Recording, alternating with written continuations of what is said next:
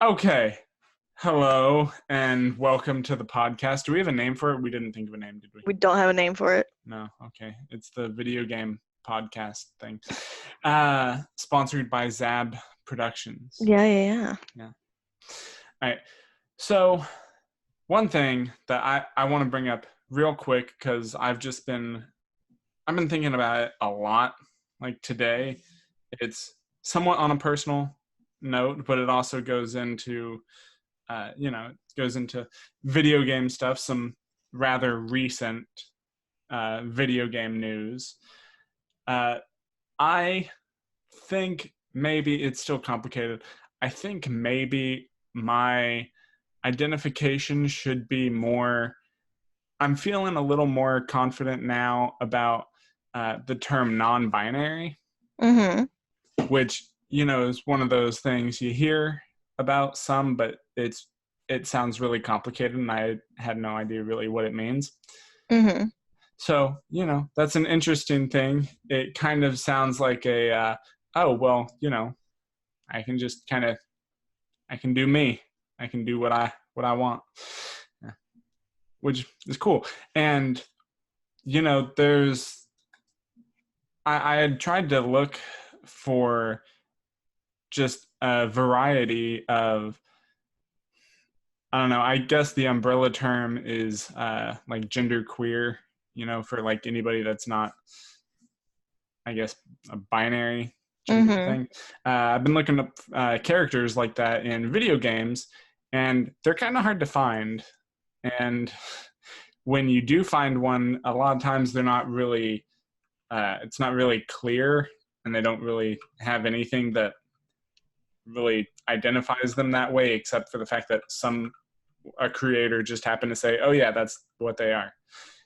So my question with that would be, like, do you think there has to be more? Because there doesn't have to be more when you have a character that's straight. Well, true, but it's more the idea of just getting that representation in the media. Sure, definitely. And as somebody who plays video games occasionally, a lot, all the time, it's video game characters can be a real way to identify a thing to look at and try to find similarities in. And sometimes you can learn about the identity of somebody through playing them in a video game and just kind of getting a different perspective, and sometimes it provides interesting information. Yeah, what are some examples of some characters that you've found that you'd say fit into that category of not really being explicitly non-binary or whatever? Well, there's a very recent announcement of one such character. You're familiar with the Borderlands series, yes? Quite. Yes. Did you see the trailer for Borderlands 3? I did not. You have not seen the trailer for Borderlands 3? I think I saw one of them, but I feel like there are multiples.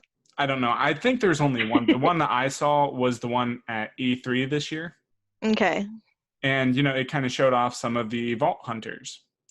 And one of the new Vault Hunters, his name is FL4K. So I guess it's a robot. Okay. I think it's a little weird. But, still, there was a very specific detail on him that, like, his jacket has, like, a non-binary patch, like the little flag for that. So they've made special note of that being a character that is non-binary and identifies as, or I guess uses the pronouns they, them. And I thought that was something that was kind of neat. Because, I saw that and people had kind of been talking about it, and I'm just like, huh.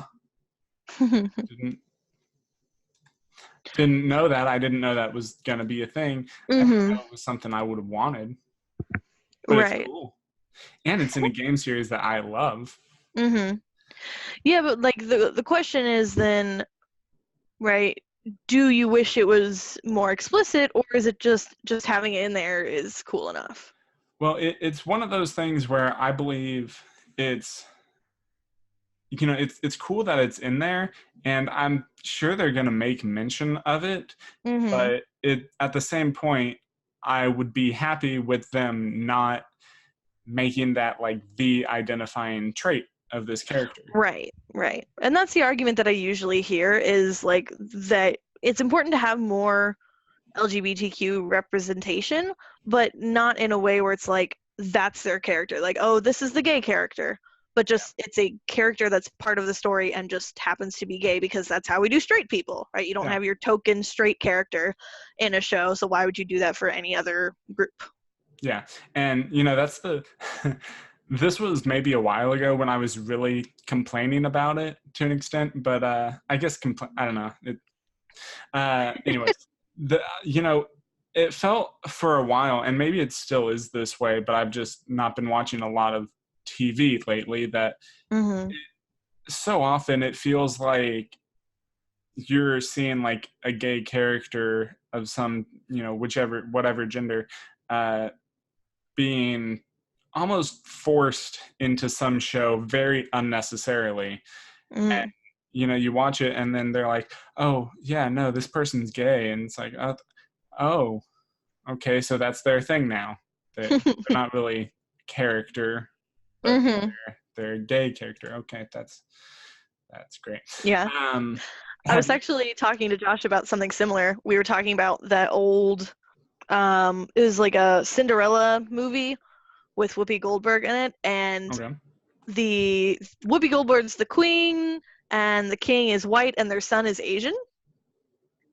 And it's just kind of like Okay. when you're trying to like it's to the point where you can tell they're trying to have a lot of racial diversity because you're like, Yeah. how did this happen?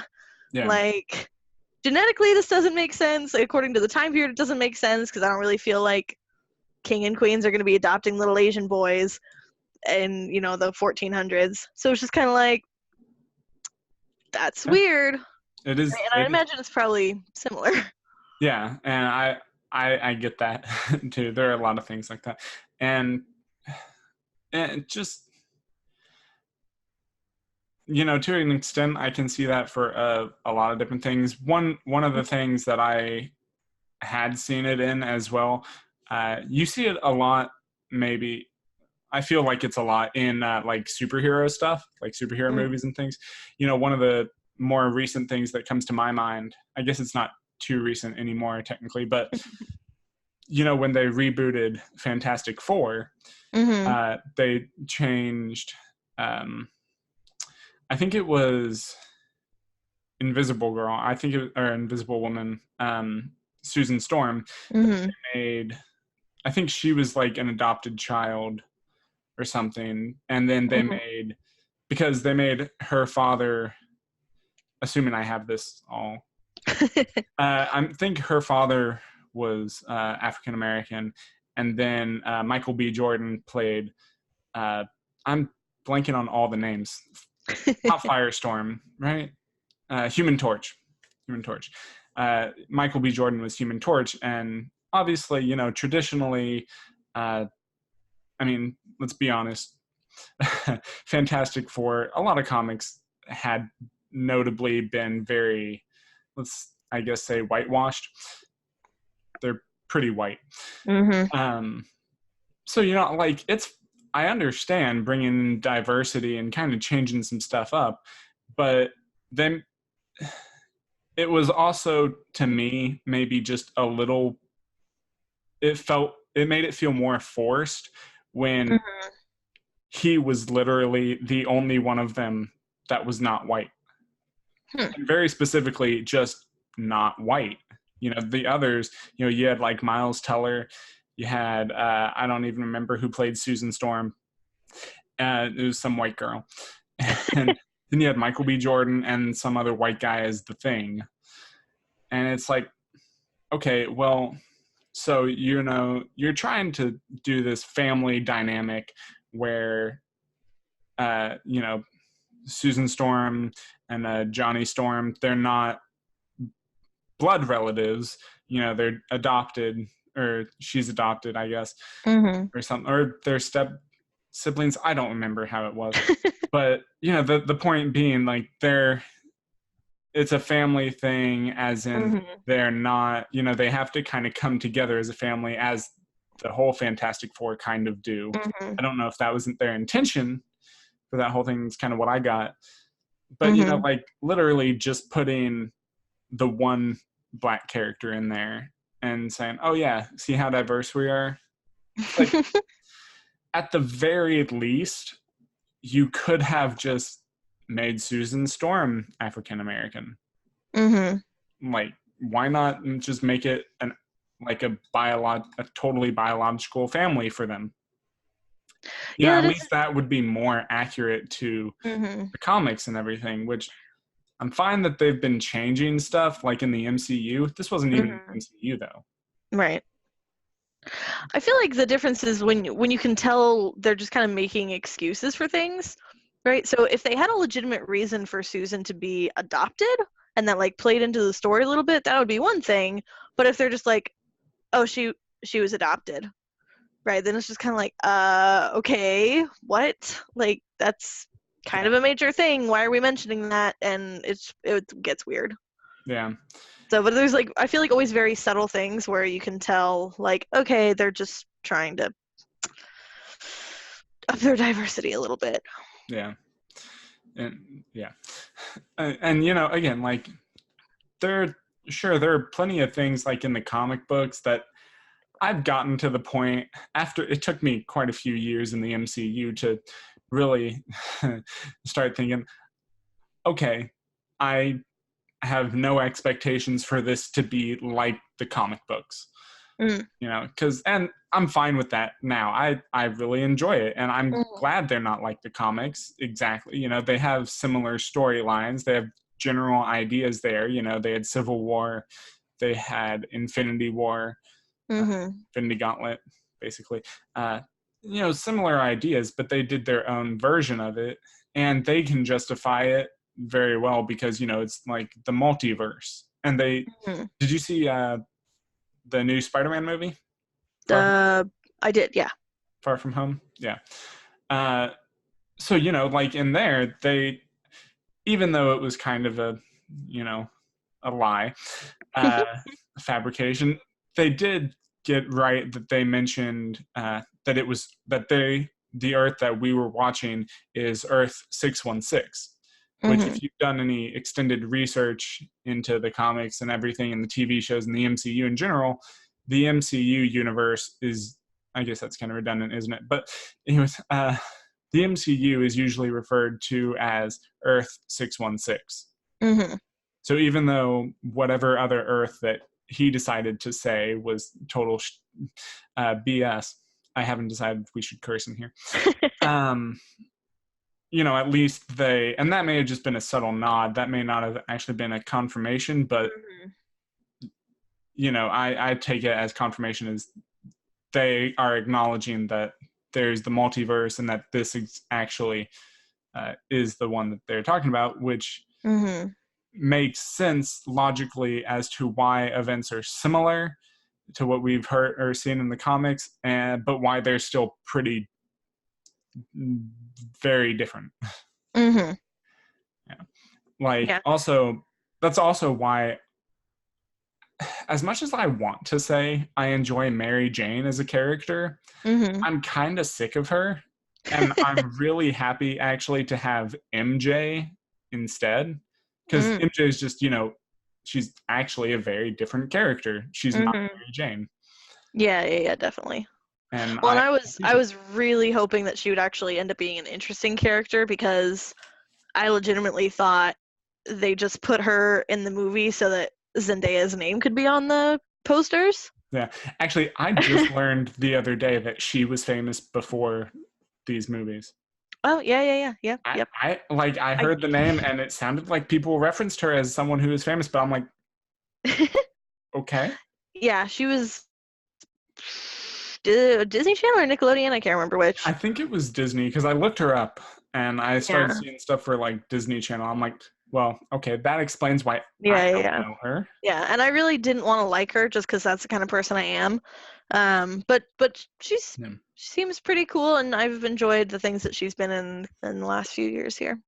Yeah, yeah. No, I really like her in Spider-Man. I think she's a Mhm. very good MJ. She's different and but she's very compatible with Tom Holland's Mhm. Peter Yeah, Parker. definitely. Yeah. Yeah, and we don't even need to talk about how much we love Tom Holland as Spider-Man, right? No. Because everyone loves Tom Holland as Spider-Man more than any of the other ones, Yes, yes. basically. Ah, people, I've seen stuff on, I want to say Reddit or something. People are saying that I just everywhere. Occasionally, I'll see people saying, I loved Tobey Maguire the best. And I'm just like, no, you're wrong. You I didn't. mean, Tobey Maguire was great for what he was, and Yeah. I will always use the classification that he was a great Peter Parker, and Andrew Garfield was a great Spider-Man, and Tom Holland does both really well. But like, I definitely remember being a kid, and the only Spider-Man movies were the Tobey Maguire ones, and I Oh love yeah. them, Yeah. right? I And mean they that's still will go down as classics in my mind, at least. yeah. And I mean, although maybe it was very specifically the honest trailers of them that kind of ruined them for me. If there was anything, Mm-hmm. because like I really enjoyed the first one. The second one's all right. Mm-hmm. There are things I didn't hate about the third one. Just a few. Yeah. Yeah. I honestly I thought Sandman was actually done really well. Hmm. That was like one of the few things that I thought was done very well. And if they had focused just on him as the villain, I think that would have been better instead of ruining Venom. I don't even remember what happened in that movie. I I think know I've there was blocked too it out of much. my memory. It's because there was too much going There was on. a lot. Yeah, yeah, yeah. And I then always they remembered liking the second one, actually. yeah, see, everybody seems to love the second one, but I think I just like Dr. Octopus. yeah. And He was honestly, I cool. don't think like they did okay with him. I think they did better with him in the Spider-Man PS4 game. Oh, sure, sure, sure. Yeah, yeah, yeah. Yeah. Um Definitely. I think they just did much better with him. Just Uh everything about the Spider-Man PS4 game was pretty awesome. yes. And I tried to use that to compare when I was thinking the other day about the whole Mary Jane thing, and I'm like, Mm-hmm. yeah, she's good because what's her name, Kirsten Dunst. Mm-hmm. Uh, she's uh, she did not make Mary Jane very appealing. No, and one of the things that I was telling Patrick that I liked most about Far From Home was the fact that you had Ned and his girlfriend who Yeah, kind of played the role of damsel in distress, and in my mind specifically so it wasn't MJ. yeah. You know I what? just That's a like good was so point. tired of her being a damsel in distress. Yeah, and honestly, that's one of the things that I really feel is one of this MJ's better qualities. That's kind of how I feel about her character. She is Mm-hmm. not a damsel in distress type. She is a very independent. Mm-hmm. Like I figured it out. Yeah. I figured it out. There's all Yeah, me. yeah. I Yeah, can she's do great. things on my own. Mm-hmm. You know, Yeah. No, just I enjoyed her a lot more than I thought I would. yeah. And I was actually very glad in Homecoming that they didn't really make her a major part of it, right? Mm. Like, he had another love interest, also one that was not um, Gwen Stacy, who Mm-hmm. I love Gwen Stacy as a character. I think Mm-hmm. I think she's great, but they also showed her. They Mm-hmm. did her time in the Amazing Spider-Man films, which Right. like I thought were fine I too. thought they were fun. Yeah, I enjoyed them, Yeah. and seeing Tom Holland made me think Oh, I'm this is glad. what I wanted. I'm glad. I'm glad we stopped that. Yeah, yeah, yeah, this is what I wanted. Well, and to talk more about the love interest from Homecoming and kind of tying the conversation back to representation. I obviously like didn't care that she was black. I didn't really think much about it. But then I realized when we went to her house, Yeah. right, and saw her dad, Yeah. that it was a very intentional move to throw us off the trail of them being related. Yeah. And I thought that was really clever because there is kind of this assumption I think most people have that families all kind of are the same race. Like that tends to be how they happen, and so I think it was a really cool way of throwing us off the scent. And honestly, it's been a minute since I've rewatched it. I actually just re-downloaded it the other day, so I would rewatch it, but haven't done it yet. I have it on DVD because I'm old-fashioned. Yeah, I torrent it because I'm illegal. Wait, I'm not illegal, but never mind. So, yeah, it's been a minute since I've seen it, but it wasn't like a Fantastic Four thing, right? Where, and again, I'm assuming that was correct. She wasn't like adopted, right? No. Her mom was black and her dad was white. Okay, that's what I thought. And she had, I don't remember exactly, but she had like a medium sort of skin tone. Yeah. But That's what I thought. It was really cool because I remember seeing it for the first time and being like, what? Like, that's her dad. Like, that's crazy. I totally wasn't expecting it. I actually, it was probably one of those things.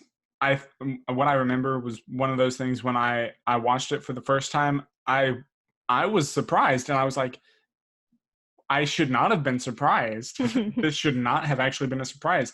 But I'm glad I was surprised by it. That means they did a really good job in keeping that a secret. Yeah. Well, and it does, I feel like it does say a lot about kind of our expectations that families are all sort of uniform in skin tone. It's like, that's not really how the world is anymore. Yeah. And I mean, a big reason for that, I think, is because of traditional representation of families, classic American families in film and television and other things. And actually, I was going to. Oh, what? Sorry, I'm just going to backtrack. I cannot speak. Backtrack. Real quickly to another point about the original Spider-Man trilogy. How honest trailers did kind of make me notice, and I guess it was probably something that I had known before, but all three of those movies were basically the exact same. Like it was Peter struggles with his powers. He loses them for a bit, or he doesn't have them, and then he has to learn to get by without them, and then kind of struggle with them and understand his powers. And then someone close to him in some way becomes a villain and learns about his identity and tries to kill him. And, there's always that point where Peter Parker, tries to stop being Spider-Man and do something else, and then is reluctantly forced back into it. And then he has to save Mary Jane. Right. Well, I mean, so my defense of that is I've looked into some sort of writing resources to, if I ever think about writing a story or anything, and a lot of things I've seen boil every plot down into like one of 9 basic types. Yeah. And so if you boil down anything far enough, you're going to just see the same thing over and over again. Yeah, but the thing was... It might be more obvious. The thing was, especially with those 3 films, especially them being Spider-Man, they hit like the exact same beats, probably at the exact same points in the movie. Possibly. Like act 1, this thing, act 2, this other thing, act 3, blah, blah, blah. Yeah. And it's just, it's annoying.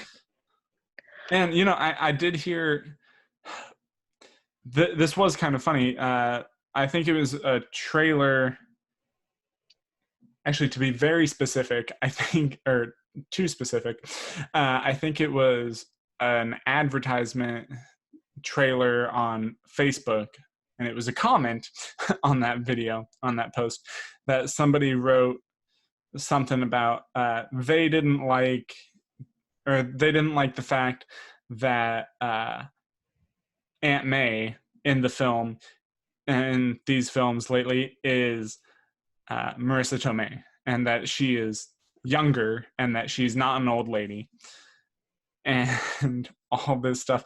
I feel like there was something else ridiculous about their statement, but I don't remember. And I was just thinking, like, okay, but this isn't the same. This isn't the comics ripped straight out of their Mm-hmm. pages and put on the screen.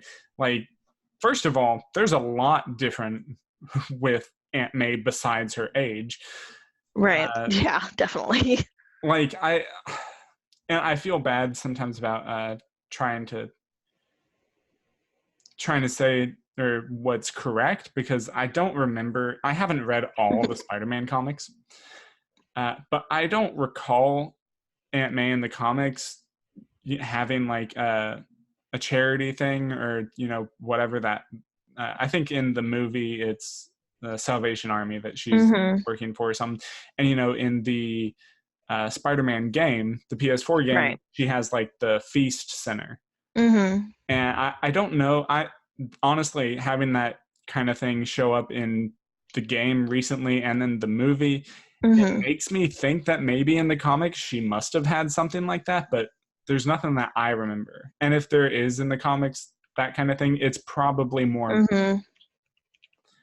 And so, first of all, that's different. In the movie, also, Aunt May knows that Peter Parker is Spider-Man Mm-hmm. when he's 16. Right. Again, there's another thing. I don't know if she knows in the comics at any point, but if so, it's probably at least not until he's an adult. Mm-hmm. And, there's just the whole thing with Happy. We haven't seen Uncle Ben. And Mm-hmm.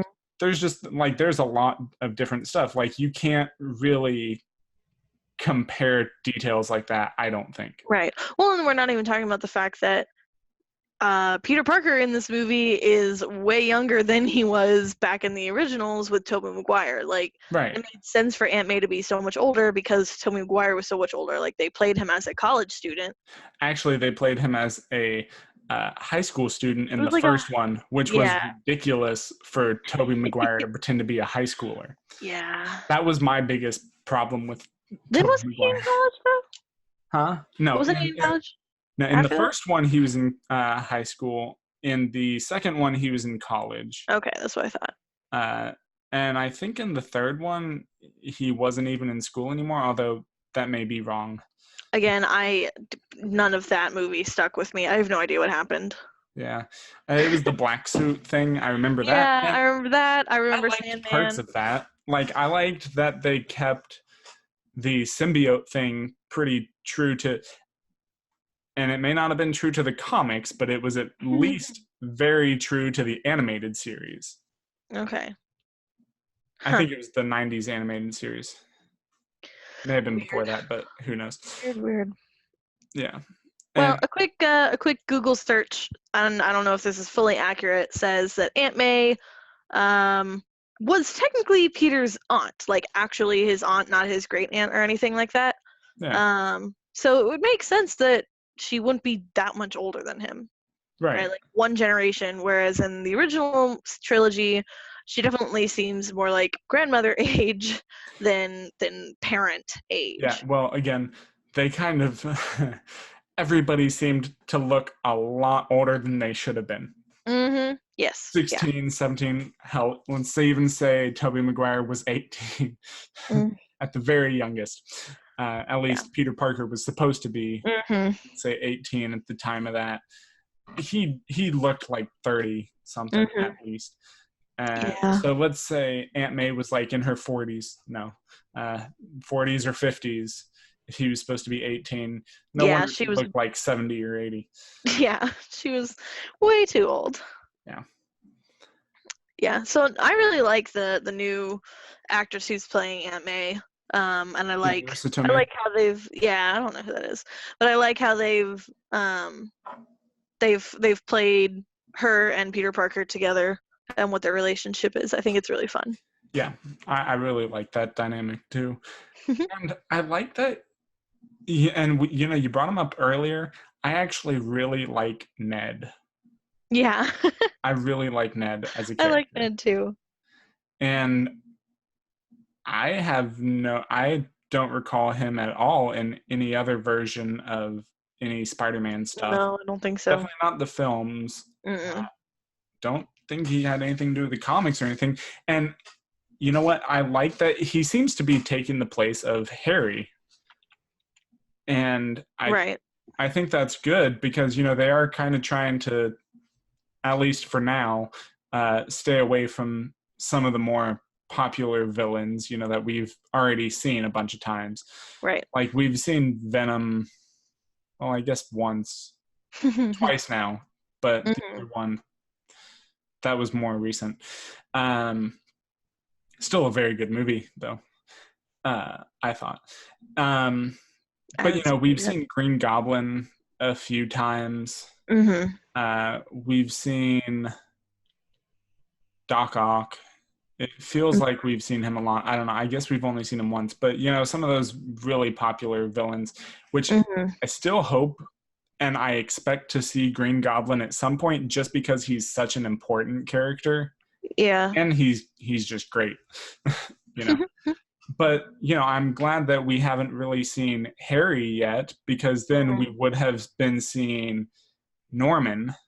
Mm-hmm. We would have been seeing Norman Osborn already, and that would have been, again, it would have felt like we're seeing the whole thing over again. Like, same thing that has happened with Batman.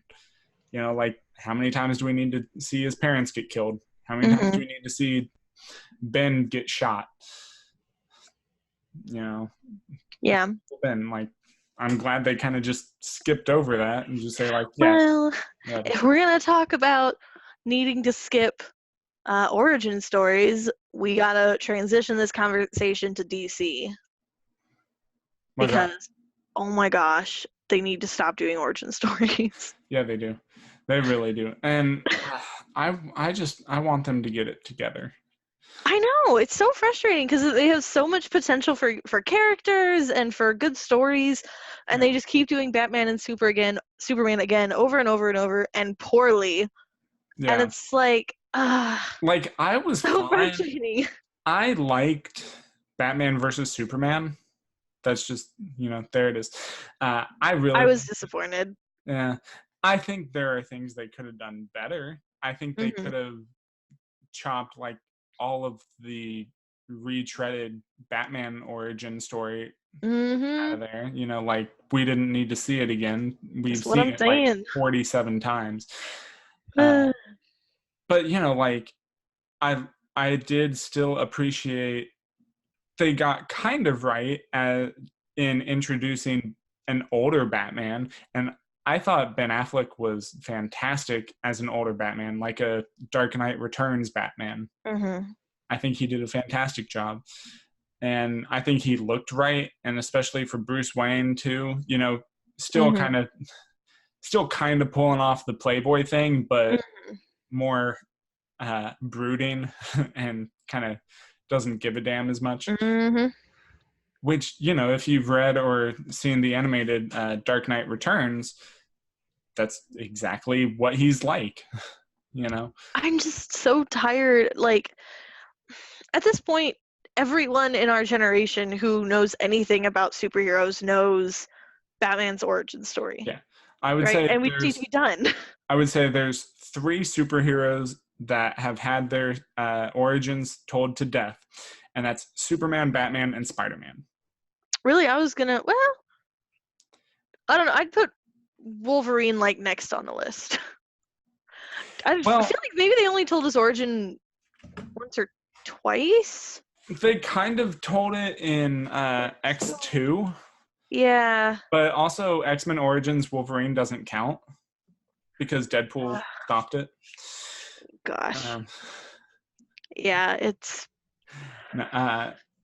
just like, Wolverine in general has been done to death. He has, but I love Hugh Jackman, but I think he's done. I'm pretty sure he's done. The only problem is I still don't think they've used him as best that they can. I think they have a lot more ways where they should go with Wolverine and the X-Men, but that's going to be part of the MCU. And even though I want them to bring in Wolverine and stuff, it's tough for me to imagine anybody else but Hugh Jackman. Yeah, definitely. And he's getting old. He is. But you saw Logan, right? Yeah. He was fantastic in that, and he was Old Man Logan, and that was wonderful. It's true. It's true. I also really liked Patrick Stewart in that. He was was fun to watch. I'm kind of the same way about Patrick Stewart too. Like, I feel like even as great as James McAvoy is, I still have a hard time letting him replace Patrick Stewart. Mm-hmm.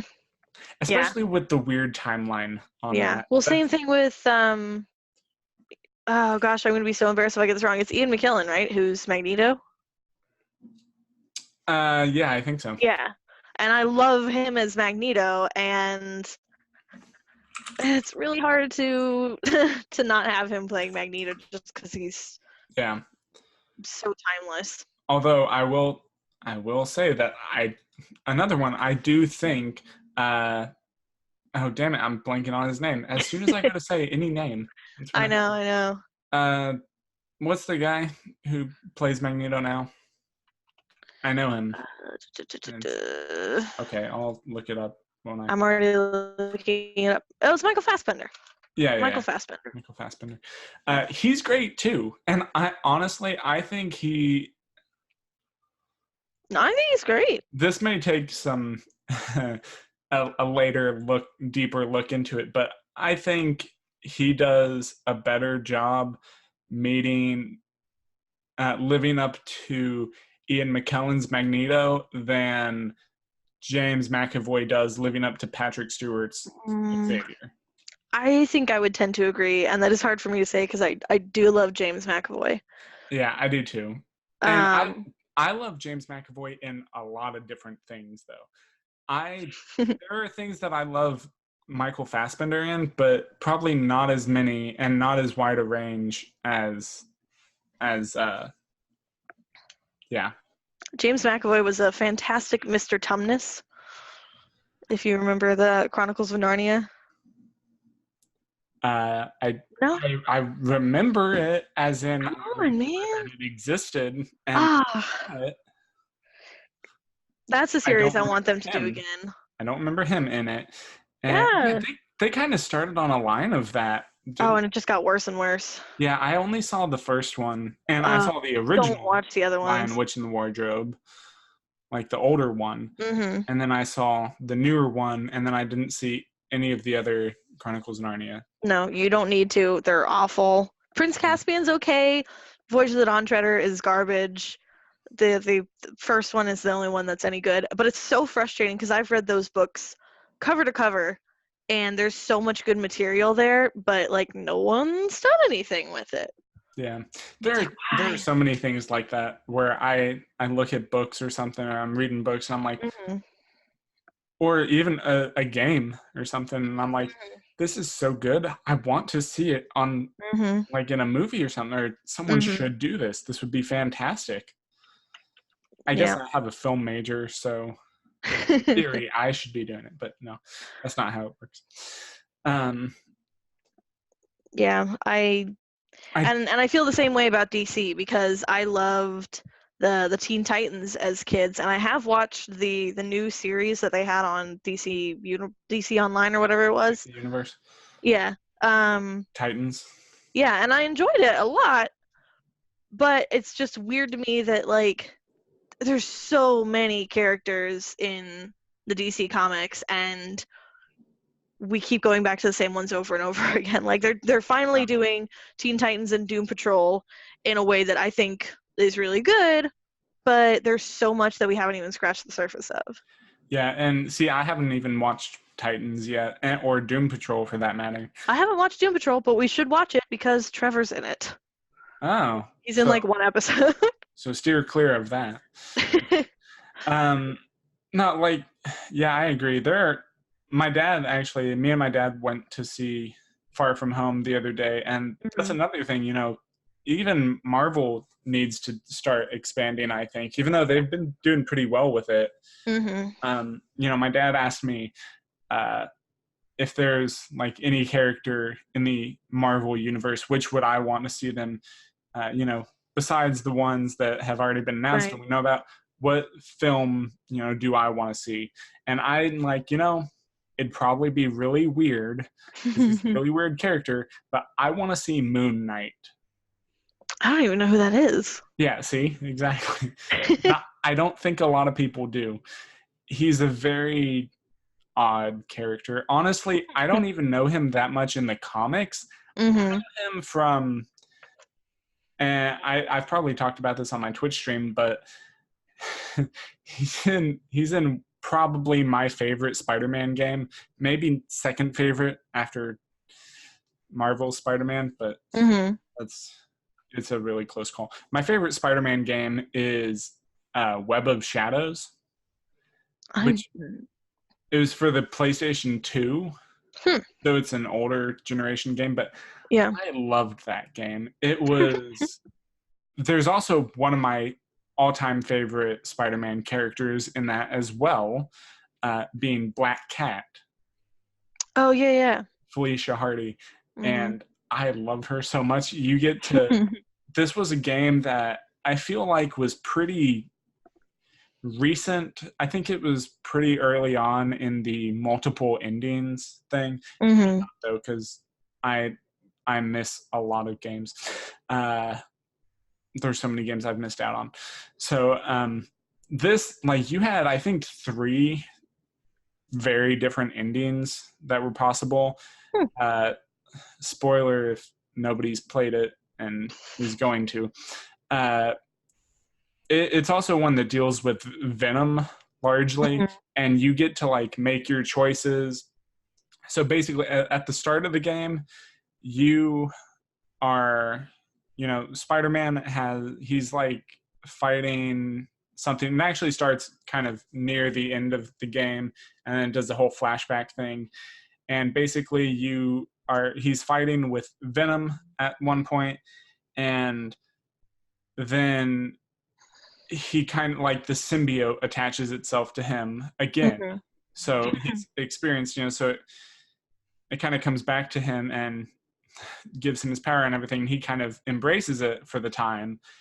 And then throughout the game, you're basically making all these choices. Like, it's very black or white. So it's like, are you going to do the Spider-Man thing, like good superhero thing, and be a good guy, or are you going to be more aggressive, and are you going to let the symbiote kind of take control stronger? And I'm having a hard time remembering the exact time frame, but I think this was before Spider-Man 3. Interesting. So let me take a quick look at that.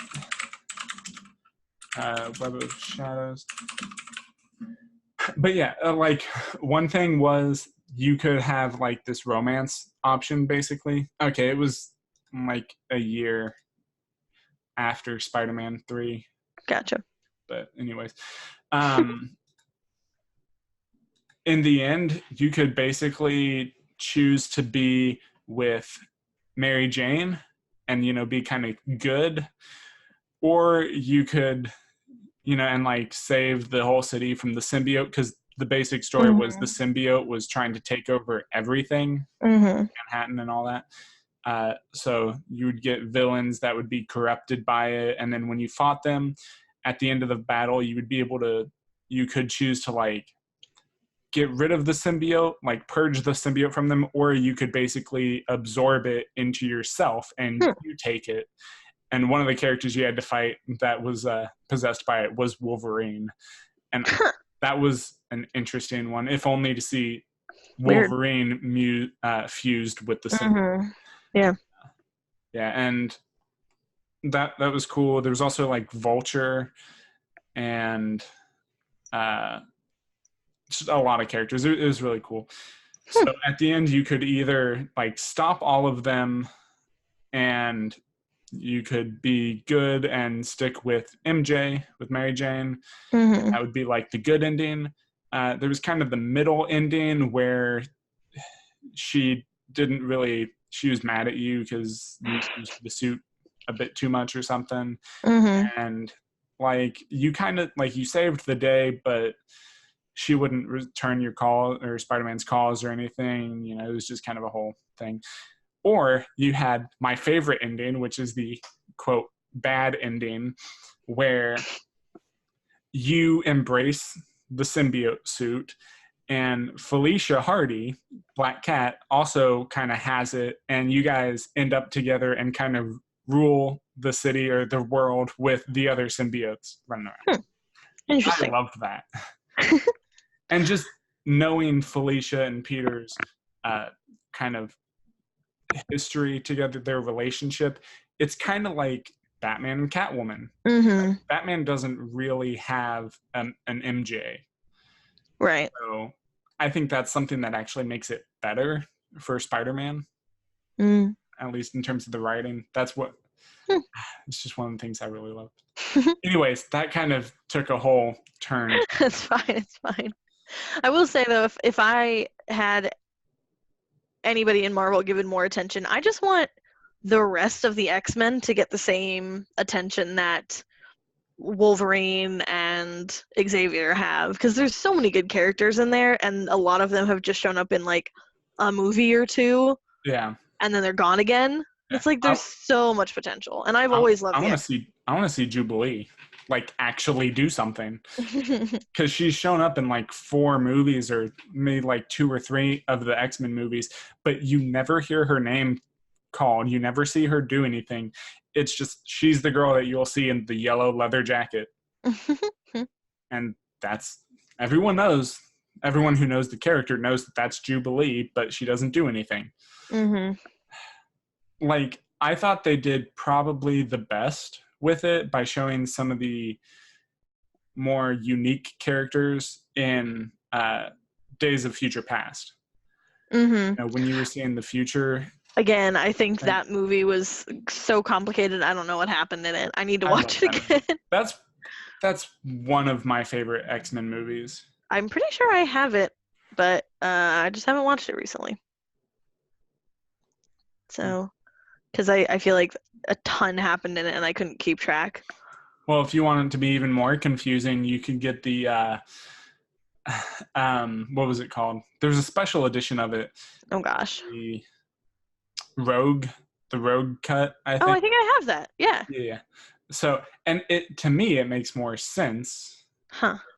It helps fill some things in. Yeah, I'm pretty sure I have that. It doesn't really add a lot, but I think it's cool to see Rogue be brought in for it. You know, and it makes sense. It does make sense because she kind of takes over when after Kitty gets injured. Mm. You know, because she gets cut, and then obviously Rogue's able to kind of take her powers for the time and fill in for her, which makes plenty of sense. And again, that's still another movie where they were not very diverse. They had what's his face, starts with a B, I think. I want to say Bastion, but I also want to say that's not right. You know, the guy that can like absorb energy and he uses it into his gun. But yeah, I think he was the only like not white one there. Mm-hmm. I really would like more Gambit stuff. Yeah. Because he was only in Origins, which we've all agreed that it never happened. Yeah. It's like, but he was the only good thing about that movie. Well, like, he was cool. Say that, but he really wasn't. He really didn't do anything in there. No, I know. It was just cool to see him in there. Yeah, he showed up like twice. Yeah. He was like playing cards, and then he ran, and then he like showed up to smash a brick. Mm-hmm. Gone. Yeah. Yep. But still, in all of that, just a tiny bit that he was in there, he was still one of my favorite things about the movie. Yeah. Which says a lot about that movie. It does. It does. I've heard that I never played the game, but I heard the game was fantastic. The video game tie-in. I haven't played it, but I keep hearing really great things about it. Obviously, it's an older game now because it came out around the time the movie did. But yeah, and I was excited when they had shown that Deadpool was in it, and then what they did with him was just A travesty. yes, it hurt. Oh my goodness. But then they fixed Deadpool. Yes. Oh yes, in a major way, and it was great. Honestly, that did a lot of good with bringing in some lesser known characters. And even though they haven't acknowledged it yet, I do hope they continue doing Deadpool stuff with Ryan Reynolds because nobody else. No one else can be Deadpool ever. Yes. They have to do do hope it before he gets old. Yeah. Do they though? I mean, I hope they acknowledge his diversity because he's I don't know. I feel like he's not just bisexual, but he's like I think he's really complicated. I don't remember. It could just be that he's bisexual, but it's some weird. I want to say it's way more complicated because it's Deadpool.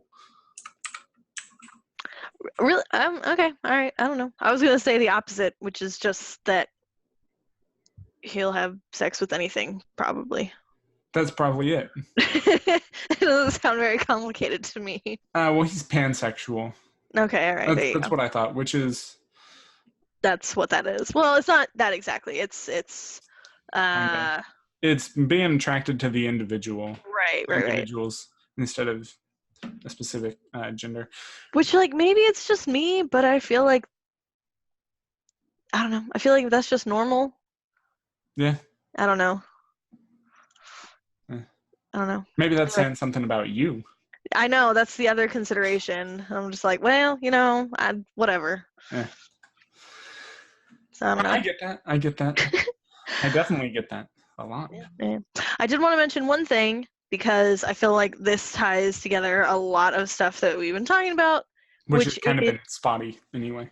Right. Which is Tom Holland as a young Nathan Drake in the Uncharted movie coming out next year. Is that happening? Supposedly, him being young Nathan Drake, or is that something that you just want to? No, I think that's happening. I'm pretty sure that's happening. I'm looking it up on the internet, and everything is saying that that's happening. I've heard about the Uncharted movie. It's one of those things that I kept hearing about, but still didn't really believe. Oh my god, I'm so psyched. Yeah. Hopefully I want to say hopefully it doesn't turn into a Max Payne situation, but I kind of enjoyed Max Payne, the movie. I don't know if I know what that is. I thought it was, oh my god. Max Payne is wonderful. It's one of the games on my wish list for Steam right now. Mm-hmm. And I need to hurry up and make a decision about that because the sale ends tomorrow. Yeah. But anyways, like all three games are available. Obviously, the first two are a lot cheaper. The second one's not, or the third one's not particularly expensive. But and then it's, I don't know. I'm really picky about when it comes to buying games when I have like no money. Yeah, I'm really excited about this Uncharted movie, and I think if any game was going to be turned into a movie and like have a lot of potential, Uncharted's definitely up there, just because it's so theatrical anyway, and it's essentially like when I try to explain it to people who don't know what it is, I'm like, it's kind of in the same sort of realm. It's like an Indiana Jones meets Tomb Raider kind of thing. Yeah. Which Tomb Raider has kind of become more like Uncharted lately. Has it? Like the games have, yeah. Mm-hmm. Definitely. Like if you played any, like since the reboot, the rebooted Tomb Raider and then Rise of the Tomb Raider, Shadow of the Tomb Raider, which I have yet to finish, even though it's another game. I started streaming. I got a little bit of the way in. I think it's on my Steam wish list. Yeah. But no, those are good. And again, they're definitely going for the more cinematic style of like Uncharted. Yeah. I think they just noticed that people respond to that. But then, with a game that's already kind of cinematic, you start thinking like, well, is it really necessary to turn that into a movie if it's Well, already kind of like a movie? but you're definitely one of the first people I've talked to who's actually like, oh yeah, Uncharted, I know what you're talking about. Yeah, but again, and like So I know what you're saying. Like that's the whole thing with video game movies. You know, you want people who play the games are like, this is amazing. Like this has a great story and it flows like a movie and all that. But people who don't play games are not going to experience it. So yeah. let's turn it into a movie so they can experience it. But then I think that's the problem with video game movies. It's not the same experience. You know, because in video games, even ones like that, where it's very narrative driven, you know, you still have a lot of control and a lot of the enjoyment comes from being the one in charge of what happens. You know, Yeah. Yeah, that's fair. I mean, I have a little bit of a different perspective on it just because I've actually not played the games because I don't have a PlayStation. But I've watched other people play the game, so to me, I'm like, yeah, make a movie out of it. It's same thing, right? yeah. Just do it again. No, but like to me, in terms of just the story elements, the settings are amazing, and you have a lot of potential for some really cool locations. And the like Nathan Drake as a character, I think, is really fun. And Yeah. so I feel like there's a lot of good potential for it to be a good movie. And I Yeah. can't think of, like, honest question, are there any video game movies that are actually good? It's debatable. Like there are some Like, that I can't think of there's some anything. that I think are good. Of course, Sonic hasn't come out yet, so you Oh know God. it. I hope, honestly, I hope it is good. I don't think it will. Oh, it's not gonna be good. I like the Jim Carrey memes that we've seen from it. Jim Carrey is probably gonna be the only good thing about that movie, Yes. and And because he's going even to be ridiculous. still, Jim Carrey at this point, I don't Yeah. know. He's just Jim Carrey. Yeah. Like in every movie he's been in, he's Jim Carrey. Yeah. So it's like, That's I don't know. kind of the downside of him. But, you Yeah. know, what, there was something. Damn it. I lost my train of thought. I was right there. I had it. Let's see. Oh well. I really enjoyed. I did really enjoy the Warcraft movie. Yeah. I think that was another case. Although I'm sure you're not too familiar with Warcraft as a franchise, the story and all that. Why do you say that? What are you saying about me? Mm-hmm. Are you familiar with it? Somewhat. I am more familiar with other games that are similar. Have you? Okay, which Probably. Warcraft games have you played? None of them. Yeah, yeah, yeah. Which Warcraft books have you read? None of them. Tell me one character's name in Warcraft.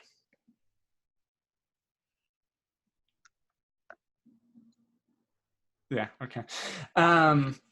So, you know, like it was good. They did kind of, you know, an MCU type of thing where they changed around some of the characters Mm-hmm. and just what they did and just how things happened. Although, in all fairness, the continuity of Warcraft in general has been iffy. Mm-hmm. Just because, you know, they've kind of gone back and retconned things, and I don't feel like it's been anything major, but they did make some weird changes in the Mm-hmm. movie. But you know, it's one that didn't really do well in the U.S. Mm-hmm. Apparently it did fantastic over in China, Hmm. which does not surprise me. That does not surprise Interesting. me at all. But like to me, Warcraft is one of those stories that has to be told over multiple films if you're going to do it in that. Honestly, this is why I think television is a much better avenue for like video Mm-hmm. games and stuff and Yeah. comics. I say comics, but unless you have unless you have the MCU. That's the only way that they can do that. Because, then you're looking at pieces of a story that can go together, throughout a long period of time. One thing that happens with, especially like video game movies, that's the problem, is they try to confine, I don't know, 100 hours. Let's say a short video game, like 10 hours, maybe 20 hours of video games into like a 2-hour movie. Right. And like you say, Uncharted, like there's a lot of great destinations and stuff. And, Nathan Drake as a character is great. But imagine seeing that in a movie. Like realistically, you're going to have to hit like however many different locations in like 2 hours. It's going to feel like you're going to jump from one location to the next, to the next, to the next, and then it's done. Yeah. And you're going to have to establish him as a great character really quickly instead of building him up over time, because people aren't going to just know him going into it. Yeah. And not saying that it can't be done, but it's just, that's one of the biggest problems with video game movies. Sure. Yeah. Yeah, and they definitely have their work cut out for them, but I'm still going to be positive. I'm still excited. I'm currently on Rotten Tomatoes just looking at stuff. They have a whole list of video game movies, and the best one they have, according to them, is Detective Pikachu. I still haven't seen that, and I haven't either. I guess it is technically a video game movie, but I also never played Detective Pikachu, which was a game. Yeah, no, recently. I have not. But and honestly, this is, I know probably for you, since you're a Pokemon person, right? More or less. This is bad. I never really got too into Pokemon. Like, I kind of did the animated show for like first season or whatever it was.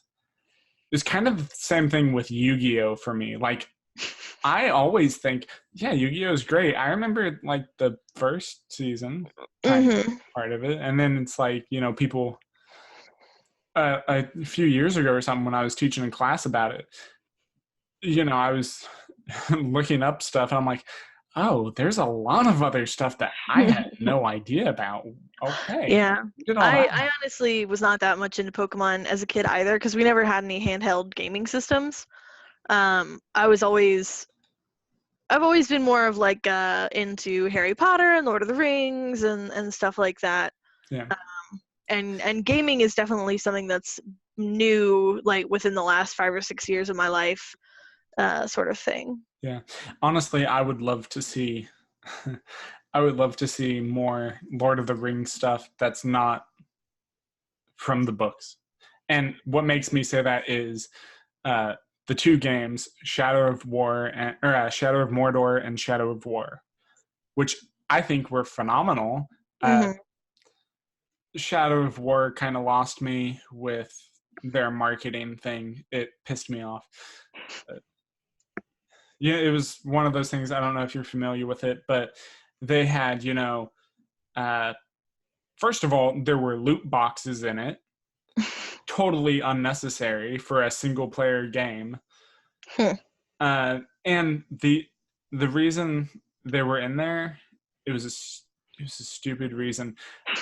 You could, like, in like the third or fourth act of the game, whatever it is, like the end of the game, basically, to get the actual ending of the game, you had to do this whole,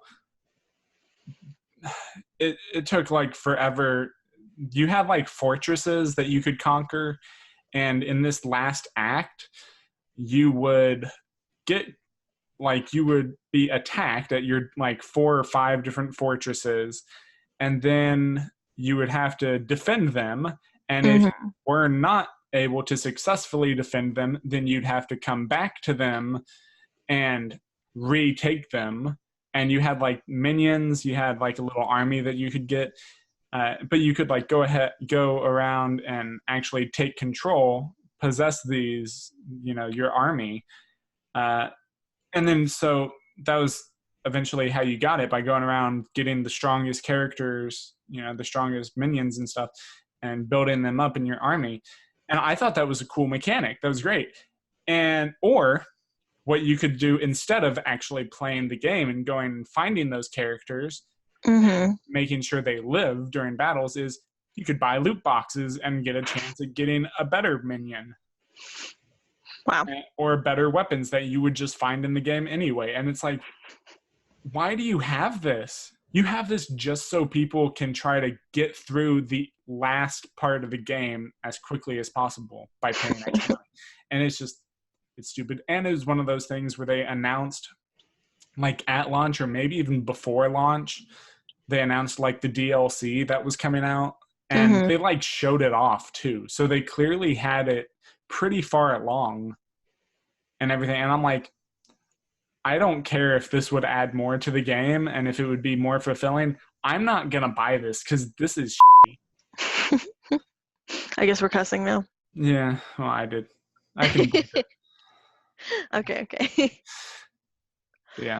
This has been Hunter and Hannah. Yep. Sponsored by Zab Productions. Signing off. All right.